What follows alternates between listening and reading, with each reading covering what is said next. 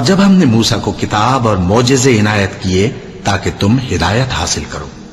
اور جب موسیٰ نے اپنی قوم کے لوگوں سے کہا کہ بھائیو، تم نے بچڑے کو معبود ٹھہرانے میں اپنی جانوں پر ظلم کیا ہے، تو اپنے پیدا کرنے والے کے آگے توبہ کرو،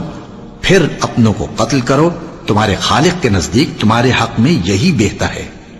پھر اس نے تمہارا قصور معاف کر دیا، وہ بے شک بڑا معاف کرنے والا ہے، بڑا مہربان ہے۔ اور جب تم نے موسیٰ سے کہا کہ موسیٰ، جب تک ہم اللہ کو سامنے نہ دیکھ لیں گے تم پر ایمان نہیں لائیں گے، تو تم کو بجلی نے آ گھیرا اور تم دیکھ رہے تھے، پھر موت آ جانے کے بعد ہم نے تم کو اثر نو زندہ کر دیا تاکہ احسان مانو، اور ہم نے بادل کا تم پر سایہ کیے رکھا اور تمہارے لیے من و سلوہ اتارتے رہے کہ جو پاکیزہ چیزیں ہم نے تم کو عطا فرمائی ہیں ان کو کھاؤ پیو، مگر تمہارے بزرگوں نے ان نعمتوں کی کچھ قدر نہ جانی، اور وہ ہمارا کچھ نہیں بگاڑتے تھے بلکہ اپنا ہی نقصان کرتے تھے۔ اور جب ہم نے ان سے کہا کہ اس گاؤں میں داخل ہو جاؤ اور اس میں جہاں سے چاہو خوب کھاؤ پیو، اور دیکھنا دروازے میں داخل ہونا سجدہ کرتے ہوئے اور حطوتن کہنا، ہم تمہارے گناہ معاف کر دیں گے اور نیکی کرنے والوں کو اور زیادہ دیں گے، تو جو ظالم تھے انہوں نے اس لفظ کو جس کا ان کو حکم دیا تھا بدل کر اس کی جگہ اور لفظ کہنا شروع کیا، بس ہم نے ان ظالموں پر آسمان سے عذاب نازل کیا کیونکہ نافرمانیاں کیے جاتے تھے۔